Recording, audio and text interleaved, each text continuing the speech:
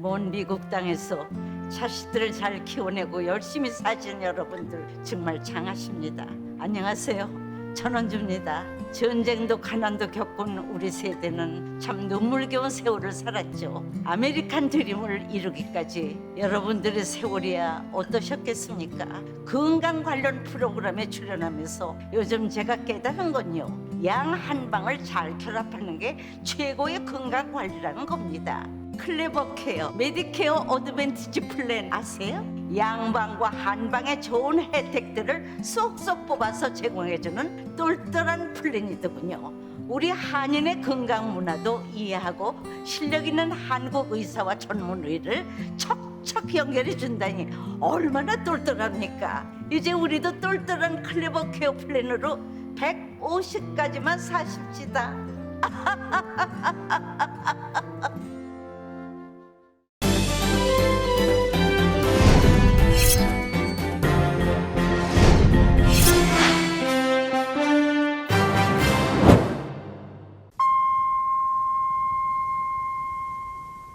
기분 좋은 10월, 여러분의 웃음이 한 달 내내 가득하시길 바랍니다.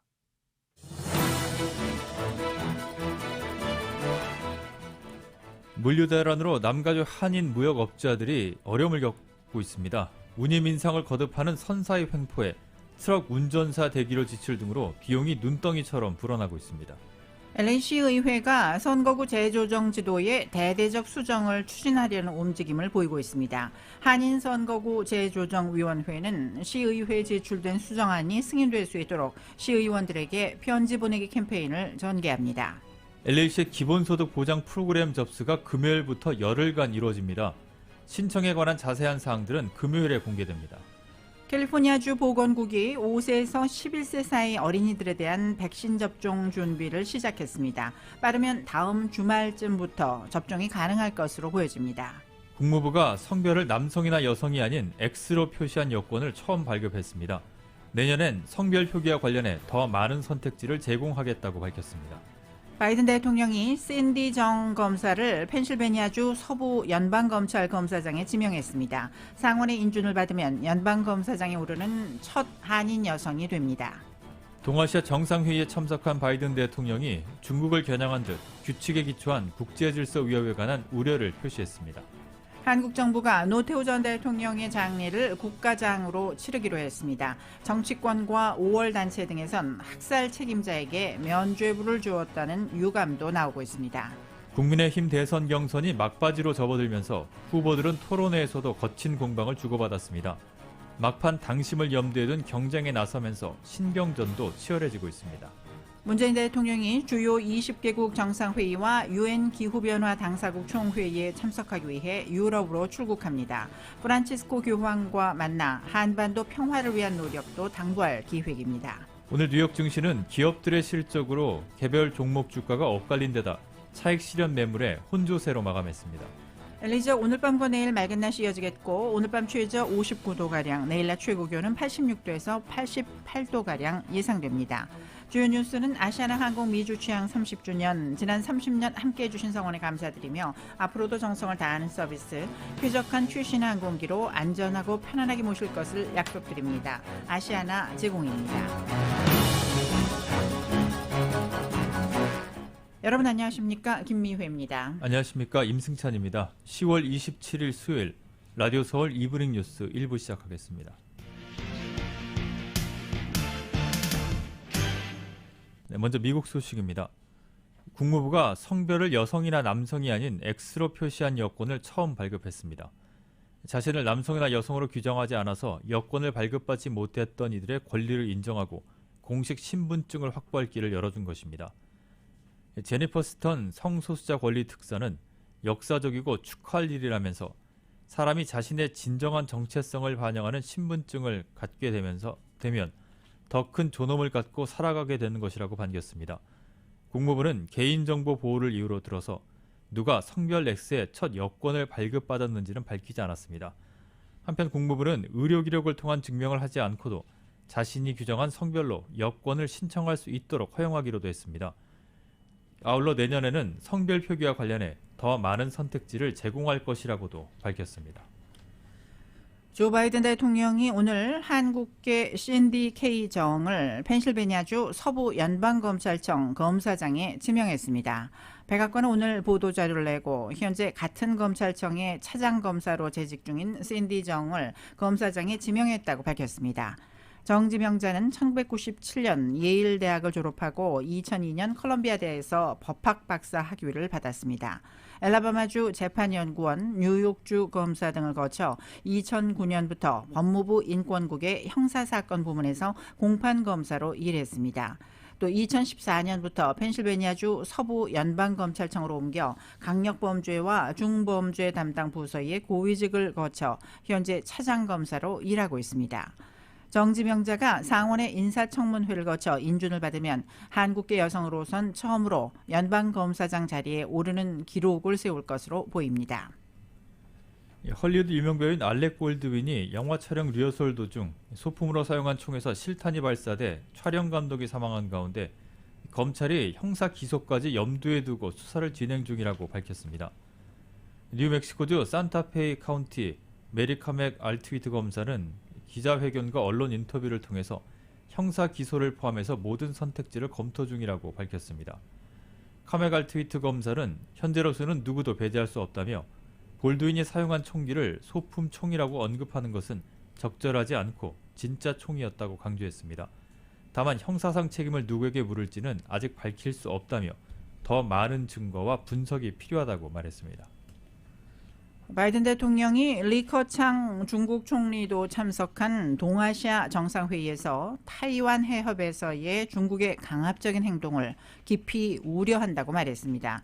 바이든 대통령은 중국의 그런 행동들이 지역의 평화와 안정을 위협하고 있다고 비난했습니다. YTN이 보도합니다. 조 바이든 미국 대통령과 리커창 중국 총리, 블라디미르 푸틴 러시아 대통령 등이 참석한 가운데 동아시아 정상회의가 화상으로 개최됐습니다. AFP 통신과 로이터 통신에 따르면 바이든 대통령은 미국은 타이완 해협에서 중국의 강압적이고 적극적인 행동들을 깊이 우려한다고 말했습니다. 바이든 대통령은 중국의 그런 행동들이 지역의 평화와 안정을 위협하고 있다고 비난했습니다. 바이든 대통령은 또 미국은 타이완에 책무가 있다고 말했습니다.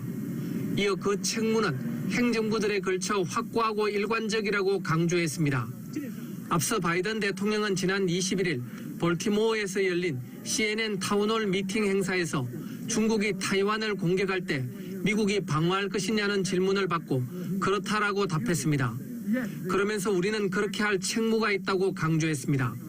중국 관영 신화통신에 따르면 리커창 중국 총리는 남중국 해에서의 평화, 안정, 항행의 자유와 상공 통과의 자유를 유지하는 것이 모두에게 이익이라고 주장했습니다.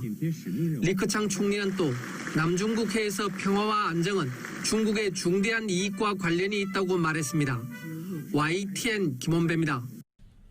북한에 억류됐다가 풀려난 뒤 숨진 대학생 오토 원비어의 이름을 따서 북한의 인권 탄압 책임을 묻기 위한 또 다른 법안이 최근 상원의 상임위 관문을 통과했습니다.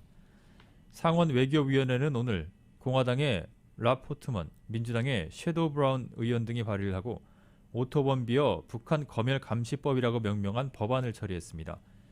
이 법안은 대통령이 법 제정 180일 이내에 북한의 억압적 정보 환경을 방지할 전략을 개발해서 의회에 보고하도록 하는 내용을 담고 있습니다. 또 관련자에게 미국 내 자산 동결과 비자와 입국 제한 등 제재를 부과할 수 있게 하는 조항도 마련했습니다. 앤디 김 연방하원 의원이 오늘 한미연합훈련의 일시 중지 필요성에 공감하고 이를 백악관 등 바이든 행정부에 전달하겠다는 뜻을 피력했다고 민주평화통일자문회의가 밝혔습니다. 민주평통에 따르면 김 의원은 오늘 방미 중인 이석현 민주평통 수석부의장을 만나 남북정상회담 및 북미회담 재개와 종전선언을 위한 신뢰 구축 차원에서 한미연합훈련의 일시 중지 선언이 필요하다는 이 수석부의장의 주장에 이같이 언급했습니다. 이 수석 부의장은 남북미 신뢰 구축과 대화 재개를 위한 입구로서 현재 정전 상태를 공식적으로 끝내는 한국전 종전선언이 필요하다고 강조했습니다. 또 북한을 협상 테이블로 이끌기 위한 부분적인 대북 제재 완화가 절차적으로 시간이 걸린다면 한미 연합훈련 일시 중지를 선언해 신뢰를 보여줄 필요가 있다고 했습니다. 이어 김 의원은 미국의 구체적인 실행을 끌어내기 위해선 문재인 정부의 미국 정부에 대한 직접적인 서신이나 정상 간 통화 등이 매우 도움이 될 것이라고도 말했습니다. 김 의원은 지난 5월 한국전쟁 종전선언, 평화협정 체결 등의 내용을 담은 한반도 평화법안이 브래드 셔먼 민주당 하원 의원 주도로 하원에 발의될 때 공동 발의자로 참여한 5명 중 1명입니다. 꾸준히 감소하던 전국 담배 판매량이 19년 만에 처음으로 증가했습니다. 월스트리트저널은 지난해 도소매 업체가 담배 제조업체들로부터 매입한 담배 총량이 전년보다 0.4% 늘었다는 연방거래위원회 조사 내용을 보도했습니다. 전국의 담배 판매량은 지난 1981년 정점을 찍은 뒤에 하락세를 이어갔습니다. 연방거래위원회는 담배 판매량이 19년 만에 상승 전환한 이유를 분석하지는 않았습니다. 다만 업계에서는 지난해 발생한 코로나19 사태가 국민들의 담배 소비를 늘렸다는 분석이 제기되고 있습니다. 내부 고발자의 폭로와 주요 매체들의 집중 보도로 곤경에 처한 세계 최대 소셜미디어인 페이스북이 연방정부의 조사까지 받게 됐습니다. 월스트리트저널은 오늘 이 사안을 잘 아는 소식통들을 인용해 연방거래위원회가 최근 폭로된 페이스북의 내부 문건들에 대한 조사를 시작했다고 보도했습니다. 이번 조사에서 연방거래위원회는 페이스북 문건들에서 드러난 이 회사의 사업 관행이 지난 2019년 프라이버시 우려에 관해 연방거래위원회와 페이스북이 체결한 합의를 위반했을 가능성을 들여다보고 있다고 한 관계자가 월스트리트저널에 전했습니다. 당시 페이스북은 영국 정치 컨설팅 업체인 케임브리지 애널리티카에 이용자들의 개인정보를 무더기로 넘긴 사실이 드러나 연방거래위원회에 50억 달러의 벌금을 내기로 합의했습니다. 연방거래위원회의 조사 착수와 관련 페이스북은 성명을 내고 규제 당국의 질의에 답변할 준비가 돼 있다며 정부 조사에 계속 협조할 것이라고 말했습니다. 사면 초과에 몰린 페이스북 최고 경영자인 마크 저커버그가 이번엔 저커버그 가족 재산을 관리하는 회사 전직 직원 2명에게 소송을 당했습니다. 소송을 낸 한 직원은 저커버그의 퇴근 전 자산을 준비하기 위해서 매일 17시간씩 일을 해야 했지만 초과 근무 수당을 받지 못했다고 주장했습니다. 또 다른 여성 직원은 초과 근무 수당을 제대로 못 받았고 다른 직원들에게 성희롱적인 발언을 들었다고도 주장했습니다.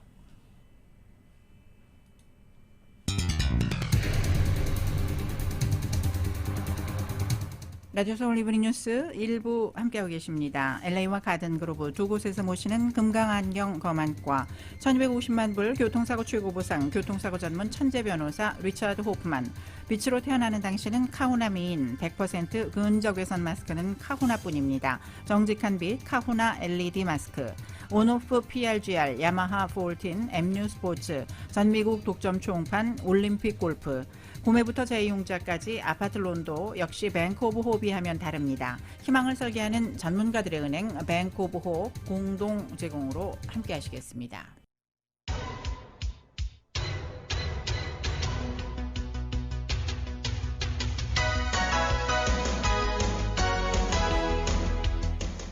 다섯 시 16분 향하고 있습니다. 라디오 서울 이브닝 뉴스 함께하고 계신데요. 이 시간 교통 상황 잠시 알아보겠습니다.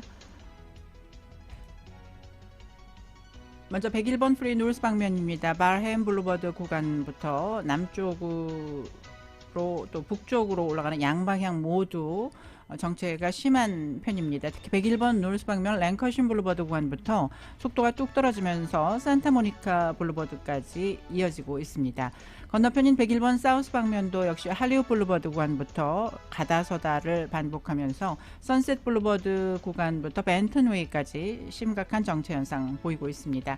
끝까지 안전운전 하시기 바랍니다. 교통 상황이었습니다.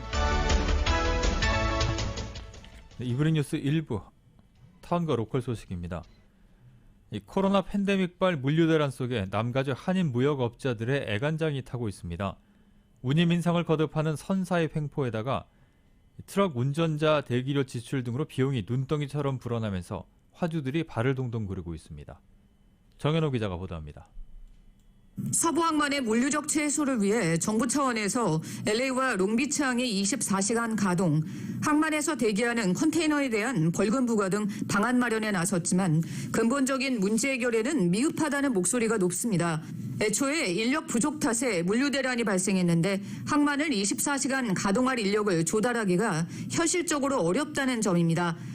항만의 컨테이너 적체 현상을 해소하기 위해 LA와 롱비치항에 대기하는 컨테이너에 대해서 선사 측에 벌금을 매기기로 했지만 업계에서는 선사 측이 벌금으로 인한 비용 부담을 결국 화주 쪽에 전가할 가능성이 높다고 보고 있습니다. 남가주 한인 무역업체들은 가뜩이나 선사의 횡포로 운임이 치솟은 상황에서 벌금에 대한 비용 부담까지 지게 되면 2중 3중으로 수입업체들의 금전적인 부담이 불어날 수 있다며 우려하고 있습니다. 김무호 전 옥타 LA 회장입니다. 선사도 그 벌금을 그냥 떠안고 있지는 않기 때문에 결국은 화주들한테 넘어올까 저희들은 그걸 많이 우려를 하고 있습니다. 업체들은 업체 나름대로 하고 있지만은 지금 최선 상황이 너무 심각하기 때문에 쉽게 풀릴 문제는 저는 아니라고 생각합니다. 저희들이 이제 물건을 픽업하러 가면요, 픽업하러 보내는 운전사도 구하기 힘들고, 그 다음에 물건을 터미널에서 내주는 그 속도도 너무 지체가 되기 때문에 운전사들 대기하는 시간이 너무 많아가지고 저희들이 그 운송을 배차하는 데도 많은 문제점이 있습니다. 한국에서 생활용품을 수입해 미주에 판매하는 A씨는 팬데믹 속에 이미 물류 운임이 치솟은 상황에서 선사 측에서 한두 달 새 10에서 20% 정도 운임을 더 올리는 등 횡포를 부리고 있어 화주들이 울며 겨자 먹기로 턱없이 오른 운임을 부담해야 하는 상황이라고 호소했습니다. 물류 픽업을 온 트럭 운전사들이 터미널에 대기하는 시간이 길어지면서 최근 들어서는 화주 측이 트럭 운전사들에게 시간당 75달러에서 100달러에 달하는 대기료까지 지불하는 상황입니다. 예, 지금 트럭킹 컴퍼니에 저희들이 그 물건 픽업을 요청을 드리면 그 운전사들이 과거에는 뭐 하루에 2, 3회, 4, 5회 정도를 운송할 수 있었는데 요즘은 1, 2회도 운송하기도 힘들기 때문에 그 터미널에서 물건 내줄 때까지 웨이팅하는 시간에 대한 차지를 별도로 요청하고 있습니다. 그걸 부담을 안 하겠다 그러면 운송회사들이 배차를 거부하고 있는 그런 실정입니다. 팬데믹으로 인력이 급부족한 상황에서 물동량이 급증하는 연말 대목을 앞두고 있어 무역업체들의 근심이 이만저만이 아닙니다. 라디오 서울뉴스 정현호입니다. LA시 의회가 선거구 재조정 제도의 대대적인 수정을 추진하려는 움직임을 보이고 있습니다. 누리 마르티네즈 시의장은 선거구 재조정위원회가 최근 제출한 제도를 최종안으로 승인할 수 없다며 시의회에서 재조정안 제도 수정을 중점으로 담당할 특별위원회를 구성하자는 내용의 발의안을 상정했습니다. 마르티네즈 시의원장 발의안을 상정하자 재조정 최종안에 불만을 제기해온 폴 크레코리안과 나디아 라만 시의원이 동조하고 나섰습니다. 이와 관련해 한인타운 선거구 단일화 태스크포스는 시의회의 이 같은 움직임에도 한인타운 단일화 유지엔 문제가 없어 보인다는 입장을 전했습니다. 또한 시의회가 선거구 재조정안에 대한 승인 권한을 갖고는 있지만 커뮤니티의 여론을 수렴해 채택한 지도인 만큼 지도 판도를 180도 다르게 바꿀 수는 없을 것이라고 덧붙였습니다. 한미은행이 디지털 상품과 서비스를 추가하면서 디지털 경쟁력을 한층 더 강화했습니다. 한미는 최근 온라인과 모바일 뱅킹의 사용자 인터페이스 디자인을 업그레이드하고 개인 간 디지털 송금 서비스로 인기가 높은 젤 서비스를 제공하기로 했습니다. 한미의 온라인 그리고 모바일 뱅킹 플랫폼 안에서 샌드머니 위드 젤을 선택하면 전국의 모바일 번호 또는 이메일 주소가 등록되어 있는 은행 계좌에 무료로 개인 송금을 보낼 수 있습니다. 이와 함께 온라인으로 개설 가능한 계좌 종류도 점진적으로 확대하고 있습니다. LA시의 기본소득 보장 프로그램의 신청 접수가 이번 주 금요일부터 열흘간 이루어집니다. 이번 프로그램은 LA시 내 저소득층 3,200가구에 1년 동안 매달 $1,000의 현금을 제공하는 프로그램입니다. LA에 거주하는 18살 이상의 주민으로 부양 아동이 1명 이상이거나 임신한 주민, 연방 빈곤선 미만의 소득 수준 혹은 코로나 팬데믹으로 인해 경제적 어려움을 겪고 있는 주민들이 자격 대상자들입니다. 신청자 접수는 29일부터 시작해서 오는 11월 7일에 마감합니다. 당국은 이번 주 금요일에 신청에 관한 자세한 사항들에 관해 공개할 예정입니다. 수혜자들은 무작위로 선정되고 내년 1월 초에 수혜자들을 공개할 예정입니다. 메가밀리언스 복권 2등이 캘리포니아주에서 나왔습니다. 주 복권국은 선밸리의 한 리코스토어에서 판매된 티켓이 메가 번호를 제외한 5개 번호를 맞췄다고 밝혔습니다. 2등 당첨금은 260만 달러입니다. 어제 메가밀리언스 복권의 1등은 나오지 않아서 금요일 상금은 2,200만 달러로 올랐습니다. 어제 추천 번호는 6번, 14번, 19번, 56번, 62번이며 메가 번호는 9번입니다. 표창가 리조트 카지노가 USA 투데이의 전국 독자 대상 설문조사인 10베스트에서 라스베가스를 제외한 최고의 카지노 부문에 이름을 올렸습니다. USA 투데이의 10베스트가 지난 9월부터 이달 11일까지 진행한 설문조사에서 표창가 리조트 카지노는 라스베가스를 제외한 최고의 카지노 부문에서 2등을 차지했으며 최고의 카지노 부문에서는 4등을 차지했습니다. 발렌시아 고등학교의 학생과 교직원을 비롯한 33명이 지난주 코로나19 양성 판정을 받은 것으로 알려졌습니다. 학부모들은 어젯밤 이 사실을 접했고 대부분의 감염자는 학교 내 치어리딩 프로그램에서 발생했다고 학교 관계자는 전했습니다. 학교 측은 집단 감염으로 인해 LA 카운티 보건당국이 적극적으로 개입을 하고 추가적인 도움이 필요한지를 조사한다고 덧붙였습니다. 학교 캠퍼스는 계속 오픈이 되지만 치어리딩 팀은 금요일 풋볼 경기에는 참가할 수 없다고 전했습니다. 백신 접종을 마친 학생들 가운데 무증상자는 자가격리를 하지 않아도 됩니다. 오렌지 카운티 지역 코로나19 입원 환자가 다시 감소세로 돌아섰습니다. 카운티 보건국은 오늘 현재 입원 환자는 어제보다 13명이 줄어든 200명이며 중환자실 입원 환자도 3명 감소한 49명이라고 밝혔습니다. 오늘 보고된 신규 확진자는 355명이며 사망자는 4명입니다. 사망자는 모두 이번 달에 사망한 것으로 집계되면서 10월 사망자 수는 38명으로 늘어났습니다. 캘리포니아주 보건국이 빠르면 다음 주말까지 5세에서 11세 사이 어린이들의 코로나 백신 접종을 시작할 수 있도록 만반의 준비에 들어간다고 밝혔습니다. 정현호 기자가 보도합니다. 연방식품의약청 자문위원회가 26일 5세부터 11세 사이 어린이들에게 화이자사의 백신 접종을 권고한 가운데 가주보건국은 해당 연령층 아동들이 한시라도 빨리 백신 접종을 받을 수 있도록 서두르고 있습니다. 가주보건국은 27일 주 저녁에 5세에서 11세 사이 어린이 350만 명이 화이자사의 백신 접종을 빠르면 다음 주말까지 받을 수 있도록 준비 중이라고 밝혔습니다. 주정부의 이 같은 입장 발표는 지난 26일 식품의약청 자문위원회가 5세에서 11세 사이 어린이들에게 화이자사 백신 접종을 권고하면서 이루어졌습니다. 연방식품의약청은 수일 내로 결정을 내릴 예정이며 연방식품의약청의 결정이 내려진 후에는 CDC 자문위원회의 검토를 거치게 됩니다. FDA는 수일 내로 결정을 내릴 예정이며 FDA 결정이 내려진 후에 질병통제센터 자문위원회 검토를 거치게 됩니다. 자문위원회는 11월 2일에 모임을 가질 예정으로 여기서 권고안이 나오면 질병통제센터 로셸 월렌스키 국장이 최종적으로 권고안을 발령하게 됩니다. 가주보건국은 가주와 네바다, 오레곤, 워싱턴 출신 공중보건 전문가들로 구성된 웨스턴 스테이츠 사이언티픽 워크그룹의 추가적인 검토를 마친 후 어린이 백신 접종이 이루어진다고 밝혔습니다. 이들이 검토를 마치는 데는 하루 정도 소요될 것으로 보입니다. 관련 절차를 모두 거친 후 가주에서는 5세부터 11세 사이 어린이들이 다음 주 후반쯤 화이저와 바이오인텍의 백신을 접종받을 수 있는 가능성이 있다는 전망입니다. 가주에서 이 연령층 어린이들이 가장 빨리 백신 접종을 받을 수 있는 시일은 11월 3일이나 4일경이 될 것으로 점쳐집니다. 라디오 서울뉴스 정현호입니다. 먹는 코로나19 치료제를 개발한 미국 제약사 머크가 소득이 낮은 국가들이 자체적으로 복제약을 만들 수 있도록 특허를 개방하겠다고 밝혔습니다. 100여 개국이 대상인데 백신의 지식재산권 면제 논의가 지지부진한 상황에서 나온 발표라 주목되고 있습니다. KBS 워싱턴 특파원입니다. 먹는 코로나19 치료제 몰누피라비르를 개발한 미국 제약사 머크가 이 약의 제조 특허권을 저소득 국가들에게 공유하도록 계약을 맺었다고 밝혔습니다.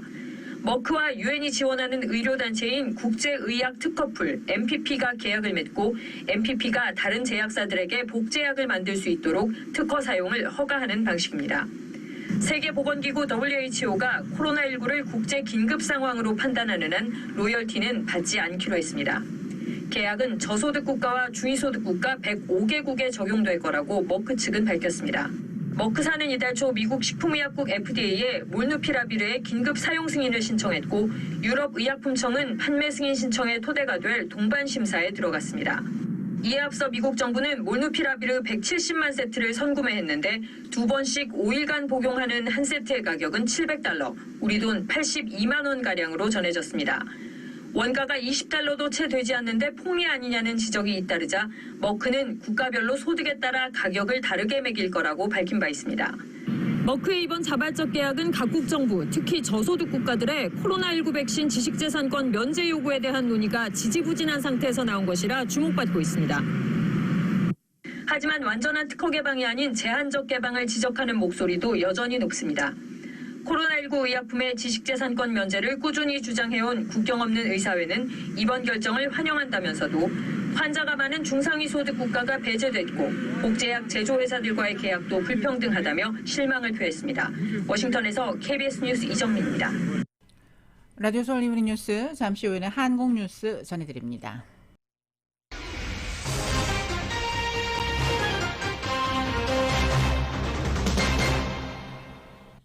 이브닝 뉴스 1부 한국 소식입니다. 국민의힘 대선 경선이 막바지로 접어들면서 후보들은 토론회에서도 한층 거친 공방을 주고받았습니다. 윤석열 전 검찰총장은 고발사주 의혹 수사를 비판하는 것에 토론 시간을 할애하며 동의를 구했지만 홍준표 의원은 참 딱하다고 외면을 했습니다. YTN이 보도합니다. 막바지로 들어선 국민의힘 대선 경선 토론회. 후보들은 그 어느 때보다 예민했습니다. 제주 특별자치도를 반대하십니까? 가만히 있어 보세요. 네. 그래 하지 말고 제가 주도권 토론입니다. 아니, 제 주도권 질문인데요. 아니 나도 왜 윤석열 후보에게는 그렇게 야단치시더니 왜 제 시간을 뺐습니까? 질문 자체가 좀 야비하게 느껴지니까 그렇습니다. 선두권 주자들은 서로를 거세게 몰아붙였습니다. 윤석열 전 검찰총장은 고발사주 의혹을 수사하는 공수처가 민주당의 요구에 발맞춰 움직인다며 다른 주자들의 동의를 구했지만 홍준표 의원은 참 딱하다고 외면했습니다. 언제든 체포동의안을 의결할 준비가 돼 있으니 즉각 강제 수사에 들어가야라고 발언합니다. 그러고 나니까 바로 23일 토요일 날 공수처가 손준성 검사에 대한 사전 구속영장을 청구합니다. 저는 참 딱하다고 생각이 되는 게 여기 대선 토론자입니다. 본인이 수사할 때는 정당한 수사고 본인이 수사당할 때는 정치 공작이라고. 아니, 여기에 대해서 제가 묻는 거예요. 윤 전 총장은 홍준표 의원의 리더십 부족을 지적하며 반격했고 홍 의원은 계파 정치를 안 하기 때문이라고 역공했습니다. 지금 가까이 같이 있었던 사람들조차도 우리 홍 후보님을 등지는 사람들이 많은데 홍 후보님은 다 배신자라고 그러죠. 저는 계파를 만들지도 않고 계파에 속해본 일도 없습니다. 사람들 우르르 끌어 모아가지고 10년 전에 하듯이 그건 구태 정치인들이 하는 거예요. 토론 때마다 날카로운 질문에 답을 피해갔던 홍 의원에 대한 지적도 이어진 가운데 주식 공매도 폐지, 완전 폐지. 예. 진짜 하십니까? 유 후보님이 전문가니까. 이재명 후보하고 나중에 토론할 때는 그렇게 말씀 못 하실 거예요. 이재명 안 후보가 되죠. 전문가니까. 이렇게. 고성이 오고 가기도 했습니다. 이재명의 탄소세를 거두겠다는 정책에 대해서 어떻게 대응 또는 논리를 펴시겠습니까? 이재명하고 붙을 때 가서 내 이야기하겠습니다. 그렇게 하실 겁니까? 본선에 가서는 내가 훨씬 잘하죠. 머리 그래 좋으신 분이 어떻게 토론을 그렇게 하세요? 아니 토론 답을 안 하고 이렇게 아니 인신공격 내지는 그래 비아냥으로 국민 후보께서 수사하죠. 홍 의원은 마무리 발언에서 토론이 격해졌다고 양해를 구했지만 당원 투표와 여론조사가 다음 주로 다가오면서 토론은 더 치열해질 전망입니다. YTN 이경국입니다. 당내 경선에서 경쟁했던 후보들을 잇따라 만나면서 원팀 숙제를 풀고 있는 민주당 이재명 후보가 현장 행보에 시동을 걸었습니다. 경기도지사 시절 추진했던 이재명 표 정책들을 부각하고 당에는 법적 뒷받침을 요구했는데 특히 코로나19로 인한 손실보상액을 올리자고도 했습니다. KBS 보도입니다. 연이은 원팀 회동과 문재인 대통령과의 면담까지 내리마무리한 이재명 후보. 서울의 한 전통시장을 찾아 후보 자격으로 첫 현장 행보를 시작했습니다. 내가 이거 좋아해서. 아니, 차에다 놓고 먹겠습니다. 점포를 돌며 물건을 고르고는 현금 대신 온누리 상품권으로 결제했습니다. 경기도지사 시절 자신의 지역화폐 정책을 강조하는 효과도 노렸습니다. 그러면서 당의 지역화폐 예산을 늘리고 코로나19로 인한 손실보상 하한선을 올리는 방안을 요구했습니다.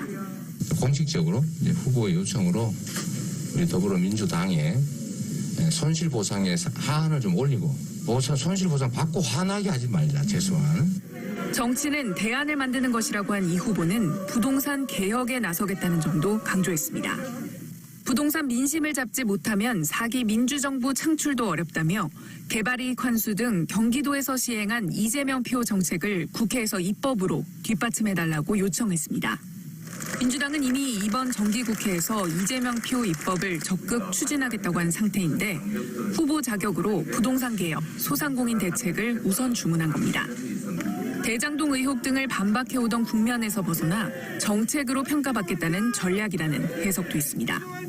이재명 후보는 오늘은 경기도에서 열리는 로보월드 행사장을 방문해 미래 산업과 경제 성장에 대한 메시지를 낼 예정입니다. 또 경성 경쟁 후보였던 박용진, 김두관 의원을 각각 만나 선대위에서 역할을 요청할 것으로 보입니다.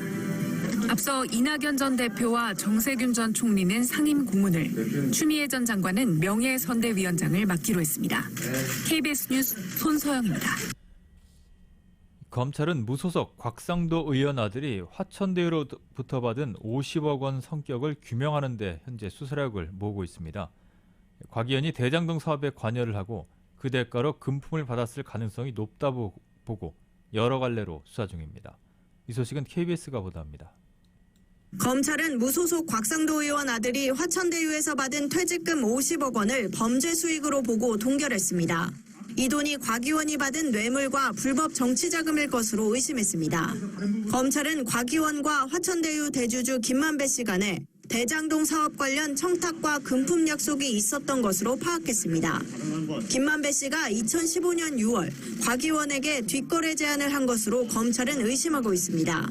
대장동 사업 관련 법적 분쟁과 인허가 절차 등에 대한 청탁 등을 도와달라고 했다는 겁니다.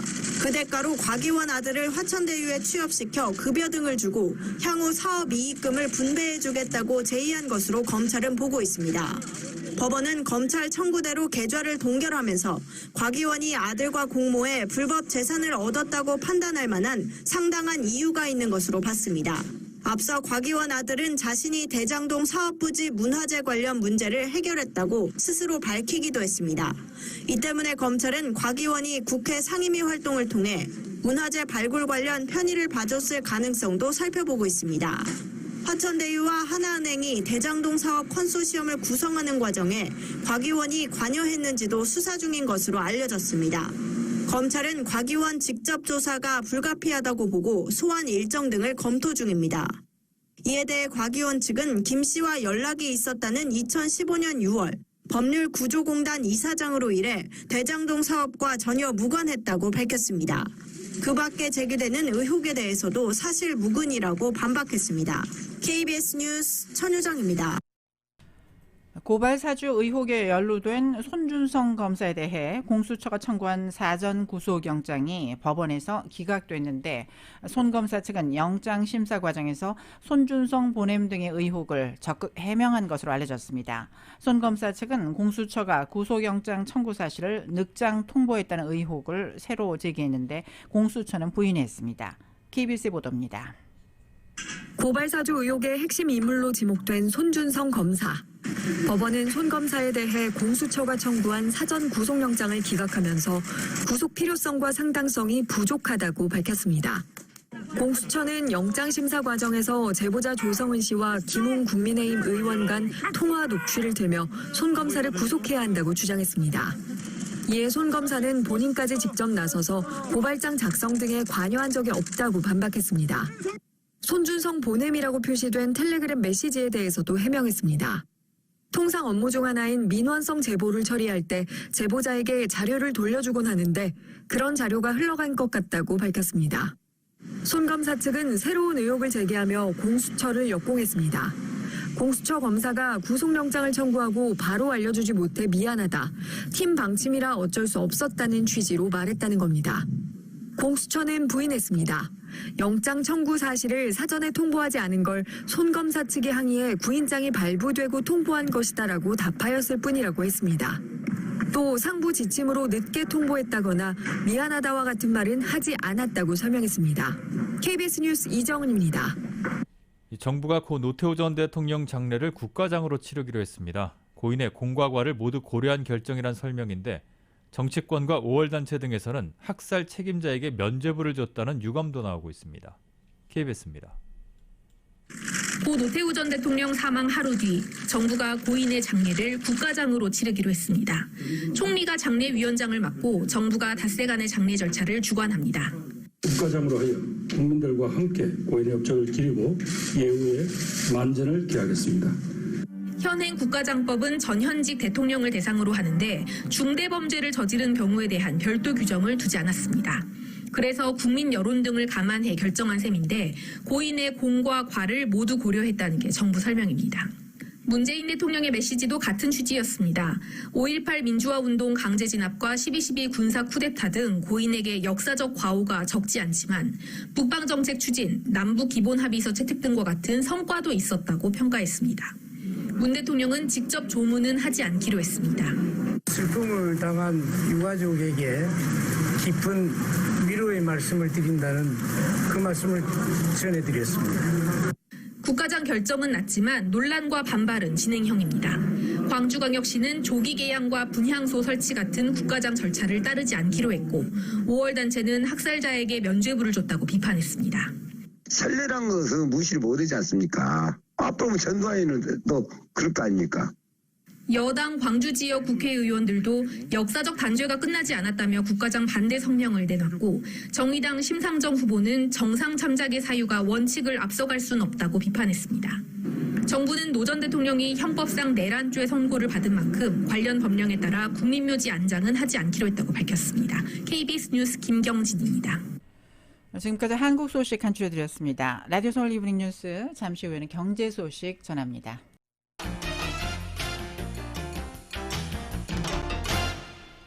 네, 이브닝 뉴스 일부 경제 관련 소식입니다. 오늘 뉴욕 증시는 기업들의 실적으로 개별 종목 주가가 엇갈린 데다 차익 실현 매물의 혼조세로 마감했습니다. 다우존스 산업평균지수는 어제보다 266.19포인트가 하락한 35,490.69로 거래를 마쳤습니다. S&P 500 지수는 23.11포인트 빠진 4,551.68을 기록했습니다.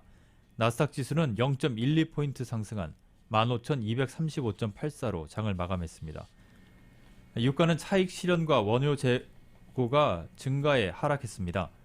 뉴욕 상업거래소에서 12월물 서부 텍사스산 원유 가격은 어제보다 1달러 99센트 하락한 배럴당 82달러 66센트에 거래를 마쳤습니다. 제너럴 모터스의 3분기 순이익과 매출이 월가 예상치를 웃돌았습니다.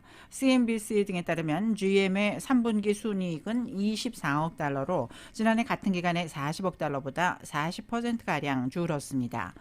조정주당 순이익은 1달러 52센트로 레피니티브가 집계한 시장 예상치인 96센트를 웃돌았습니다.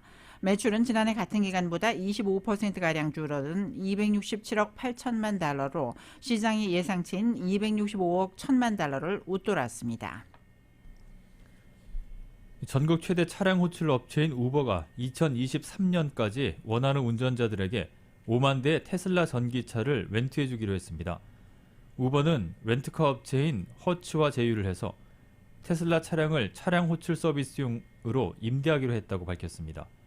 앞서 헐츠는 테슬라의 저가형 세단인 모델 3 10만 대를 구매한다고 발표했는데 이 차량의 절반을 우버가 공급받기로 한 것입니다. 우버 운전자들은 다음 달 1일부터 LA와 샌프란시스코, 샌디에고, 워싱턴 DC에서 헐츠의 렌터카 프로그램을 통해 2021년형 모델 3를 빌려서 운영할 수 있습니다. 몇 주 내에 전국 다른 지역으로도 확대될 예정입니다. 세계 최대 커피 체인점인 스타벅스가 내년에 바리스타에 대한 시간당 임금을 대폭 올릴 전망입니다. 블룸버그 통신은 스타벅스가 내년 여름부터 바리스타의 시간당 평균 임금을 현재 $14에서 $17로 올리기로 했다고 보도했습니다. 이번 임금 인상은 계속되는 미국의 노동시장 경색 속에서 새로운 바리스타를 유치하고 기존 바리스타 이탈을 막기 위해서라고 블룸버그는 설명했습니다. 현재 스타벅스는 전국에서 시간당 약 $14를 지급해오고 있는데 인상되면 지역에 따라 $15에서 최대 $23, 평균 약 $17를 지급하게 됩니다. 스타벅스는 지난 2년간 임금 인상과 직원 복지에 $10억 이상을 지출했다고 밝힌 바 있어 이번 인상으로 지출액은 더 늘어날 것으로 보입니다. 법무부가 반독점 조사 일환으로 비자와 스퀘어, 페이팔 등 대형 핀테크 기업들과의 관계를 조사하고 있다고 월스트리트저널이 보도를 했습니다. 소식통에 따르면 법무부는 비자가 스퀘어, 스트라이프, 페이팔에 제공한 재정적인 인센티브를 들여다보고 있습니다. 법무부는 그러한 거래가 결제 회사들이 다른 카드 네트워크를 사용한 것을 막는 데 일조했는지를 확인하려 하고 있다고 소식통은 전했습니다. 이번 조사는 당국의 반독점 조사의 일환으로 법무부의 조사가 어떤 결론에 이르렀는지 확인되지 않고 있다고 저널은 전했습니다. 법무부는 비자가 페이팔 등의 재정적 인센티브를 제공했는지, 그러한 인센티브가 페이팔이 고객들에게 비자 카드로 결제하도록 유도를 했는지 등을 들여다보고 있다고 소식통은 전했습니다. 미국제무역위원회 ITC가 한국산 가멸지의 덤핑 판매로 미국 산업이 실질적 피해를 보았다고 판단했습니다. 가멸지는 열을 가한 부분만 검은색 등으로 변하는 특수한 종이로 주로 영수증 출력 용지로 사용됩니다. ITC는 어제 표결을 통해 한국과 독일, 일본, 중국, 스페인에서 생산된 가멸지가 시장 가치보다 낮게 수입되고 있어 미국 업계에 실질적인 손해를 끼쳤다고 판단했습니다. 이번 결정에 따라 연방상무부는 한국 등지에서 수입하는 가멸지에 대해 반덤핑 관세 명령을 내릴 예정입니다. 아마존이 지난 6월에 출범한 $20억 기후서약 펀드의 일부로 세계 스타트업에 추가 투자하기로 했습니다.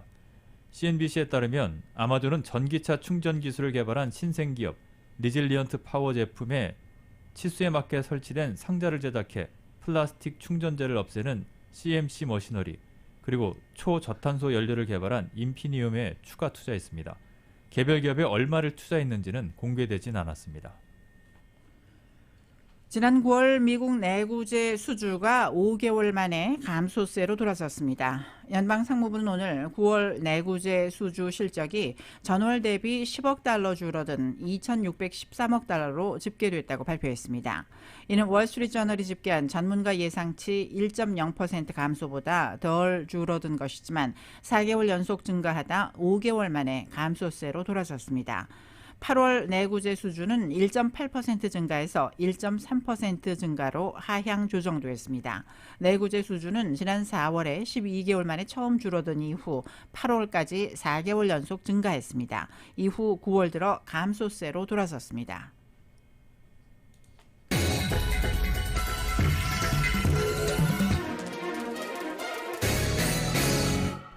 네, 스포츠 소식 간추려드립니다. 메이저리그 월드시리즈 휴스턴과 아틀란타 간의 2차전 경기 현재 진행 중입니다. 1차전은 아틀란타가 승리를 했고요. 2차전 2회 말이 진행 중인데요. 휴스턴이 4대1로 앞서가고 있습니다. NBA 농구 살펴보겠습니다. 워싱턴과 보스턴 3쿼터 진행 중인 가운데 워싱턴이 63대57로 앞서고 있습니다. 인디애나와 토론토는 이제 3쿼터 시작을 앞두고 있습니다. 토론토가 57대48로 앞서고 있고 뉴올리언즈와 아틀란타는 59대53, 뉴올리언즈가 6점 앞선 채 하프타임을 맞이했습니다. LA 레이커스 오늘 오클라호마 시티 썬더스와 경기를 갔는데요. 2쿼터 4분 40초 정도가 남았습니다. 레이커스가 62대39로 앞서가고 있습니다.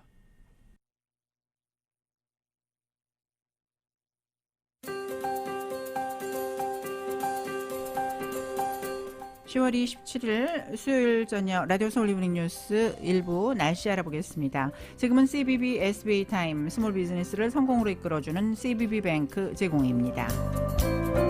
LA 지역 오늘 밤과 내일 맑은 날씨가 이어지겠습니다. 벤츄라 카운티 내륙과 산악지대 등에는 내일 오후 3시까지 강풍주의보가 내려져 있습니다.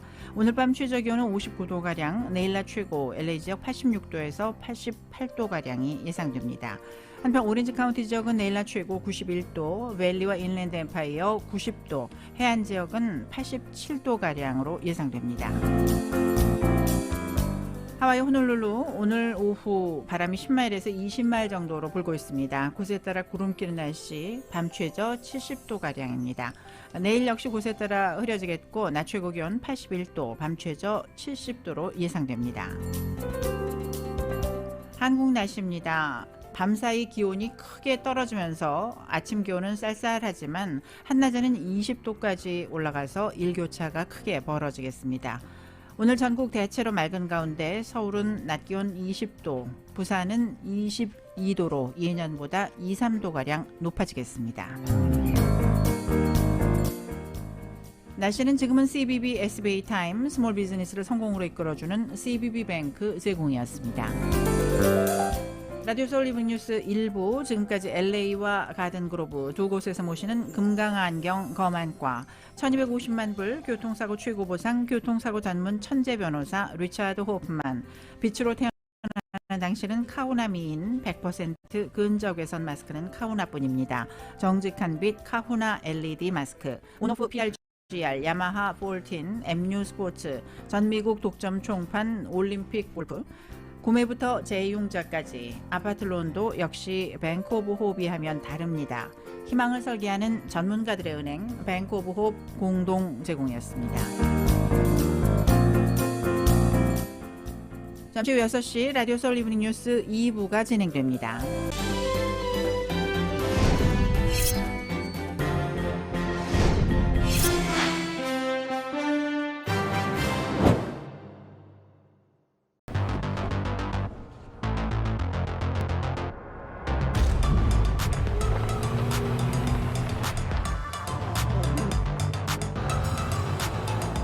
가득 실으세요.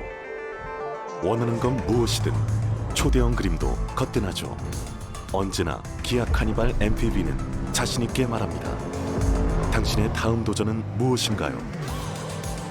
기아 카니발 MPV